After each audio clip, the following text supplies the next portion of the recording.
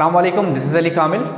और आज का टॉपिक आप देख सकते हैं। इसको हम पढ़ते क्या हैं। पहले तो मैंने काफ़ी बार देखा है इसको बच्चे पढ़ते हैं वोविल, जो सरासर गलत है। इसकी सही प्रोनाउंसिएशन जो होती है, वो प्रोनाउंसिएशन जो सही इसकी होती है वो होती है वॉल।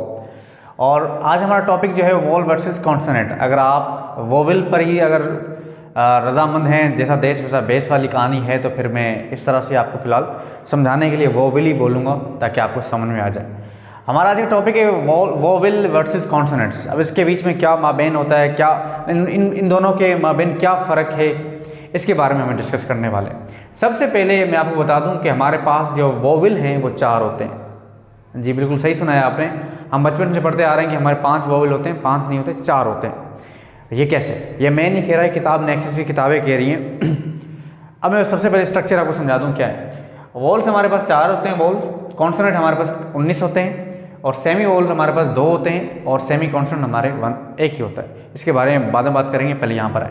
अब सवाल ये उठता है कि जो हमारे वोविल हैं, जैसे ए, ई, आई, ओ, यू को भी चले फिलहाल कंसिडर करते हैं, इनको अलग से रिस्पेक्ट, इतनी अलग से इनको इंपॉर्टेंस क्यों दी गई है? क्या ऐसी वजह है कि इनको अलग किया गया? इसकी डेफिनेशन क्या है वोल की? सबसे पहले याद रखें, ये जो आपके 4-5 वर्ड है ना, ये जब भी आप अदा करेंगे, जब भी आप बोलेंगे, ये आपके ट्रेकिया जिसे बोला जाता है, ट्रेकिया से वोकल कॉर्ड से निकलते हैं। वोकल कॉर्ड से निकलते हैं, बहुत ही डिफिकल्ट होता है। जैसे मैं बोलता हूँ ऑक्स, ऑक्स, तो मेरी ये मैं बोल रहा हूँ, ये आवाज़ मेरी यहाँ से आ रही है। अब इसी के मुताबिक अगर मैं वर्ड कॉन्सोनेंट से शुरू करता हूँ, जैसे बैट बोलता हूँ, बैट। अब जैसे मैंने बैट बोला तो मेरा जो वर्ड था वो ज़बान से यहाँ से ही मुझे फील हो रहा है कि यहाँ से वर्ड स्टार्ट हो गया। पर जैसे मैंने ओक्स बोल रहा हूँ तो मुझे थोड़ा स्ट्रेस देना पड़ रहा है। एक ये पॉइंट हुआ। दूसरा इसका पॉइंट ये होता है कि ये सेल्फ वॉइस लेटर होते हैं। तीसरा इसका पॉइंट ये होता है कि नो कॉन्टैक्ट विथ टंग। ये जितने भी वर्ड हैं ए, ई, आई, ओ, यू, जब भी आप प्रोनाउंस करेंगे, जब भी आप बोलेंगे, आपकी ज़बान में किसी भी चीज़ से कॉन्टैक्ट होगा ही नहीं। जैसे मैं बोलता हूँ ए, अब आपकी ज़बान ना ऊपर लग रही है ना नीचे लग रही है, भले आप चेक कर लें। ए, अब बोले ओ, अब बोले ई, क्या आपकी ज़बान कहीं में टच हो रही है? ई बिल्कुल नहीं होगी। क्यों? क्योंकि हमारी ये आवाज़ जो आती है लंग्स से आती है, डायरेक्ट इनका जो फ्लो होता है वो निकल जाता है। फिर कॉन्सोनेंट्स के अंदर क्या होता है? कॉन्सोनेंट्स के अंदर ये होता है कि ब्लॉकेज होता है। जैसे आप बैट बोलते हो, बैट तो देखें आपका अपर लिप और डाउन लिप दोनों ना कंबाइन हो रहे हैं, तो आपकी जो एयर थी वो ब्लॉक हो रही है। तो ये एक बात याद रखिएगा, जब भी वोवल की इतनी इंपॉर्टेंस, और इनको अलग से इसके कहा गया है क्योंकि ये सेल्फ वॉइस होते हैं। जितने भी आप वर्ड हैं इंग्लिश के आप बनाएं, उनमें ये 5 के 5 लाजमी आएंगे। इनके 5 आएंगे ही आएंगे, भले चेक कर लें आप। पर कुछ वर्ड हैं जिनके अंदर वोवल या वोल नहीं आते, फिर भी वर्ड बनते हैं, जैसे कि ड्राई। अब इसमें कहीं भी ना ई ए, ना आई ए, ना ओ ए, यू, कुछ भी है। ड्राई देखिए वर्ड बन गया, स्काई, फ्राई से बहुत सारे। तो फिर ये कैसे बन रहे हैं? ये आपके कहलाते हैं क्या? सेमी वोल। अब यहाँ पर याद है कि मैं पॉइंट समझा रहा हूँ, इसको दिमाग में रखिएगा। जब किसी वर्ड में आपको कोई वोवल नहीं दिखता, नहीं मिलता, तो ये वाला वाई यहाँ पर फंक्शन एज ए वोवल करेगा, इसको याद रखिएगा। पर वोवल, ये जो वाई होता है, ये 2 काम करता है। एक कॉन्सोनेंट का काम करता है, एक वोवल का करता है। यहाँ पर ये काम वोवल का कर रहा है, और यहाँ पर ये काम, अब जो वर्ड मैं लिखने जा रहा हूँ, यहाँ पर ये काम कॉन्सोनेंट का कर रहा है। बात समझ आ गई? आई होप आपको ये इंटरेस्टिंग टॉपिक समझ में आ रहे होंगे। ओके, तो मैंने आपको बताया कि वोवल क्या होते हैं। ये सेल्फ वॉइस लेटर होते हैं। इनके जितने भी इंग्लिश में वर्ड हैं, इनकी हेल्प के बगैर बनते नहीं हैं। और ये भी कहा जा रहा है कि इन फ्यूचर ये वाला वाई जो है, ये भी इनके साथ जुड़ जाएगा।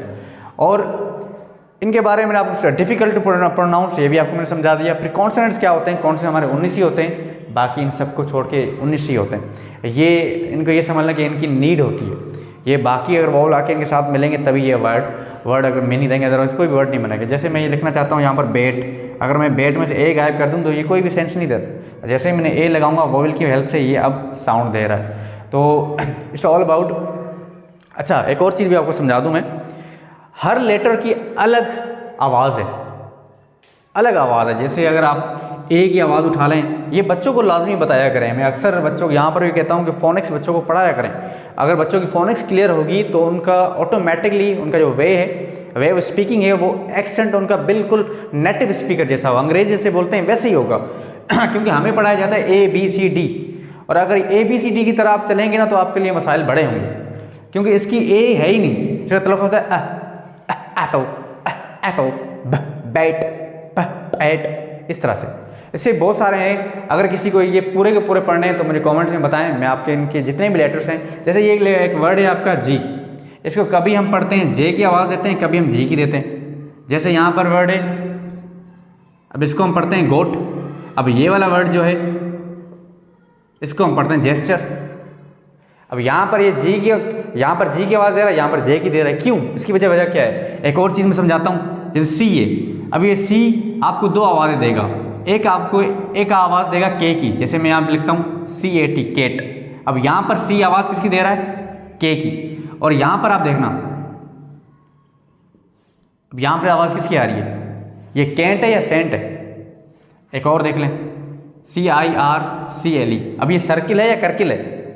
यह है सर्किल। इसके पीछे लॉजिक क्या है? याद रखें, जब भी सी के बाद आई, सी के बाद आई, ई और वाई आ जाए, तब जैसे यहां पर मैं लिखता हूं सी के बाद आई आया है, सी के बाद वाई आया है। जब भी सी के बाद आई, ई और वाई आ जाएं, तब ये सी की आवाज़ सी ही निकलेगी। जैसे यहां पर ये होगा सर्किल, जैसे सी समझ लें या एस समझ लें, या सिस्ट, या ये किस्ट होगा या सिस्ट होगा? ये बिल्कुल सिस्ट होगा। क्यों? क्योंकि एक रूल है, सी के बाद आई, ई और वाई आ जाए तो फिर क्या होगा? ये आवाज़ आपको सी या एस की देगा। फिर अगर इसके अलावा अगर कोई वर्ड आ रहा है, जैसे सी के बाद आर आ गया, तो अब यहाँ पर आवाज़ जो निकलेगी के की आएगी, क्राउन होगा, नॉट सराउंड होगा।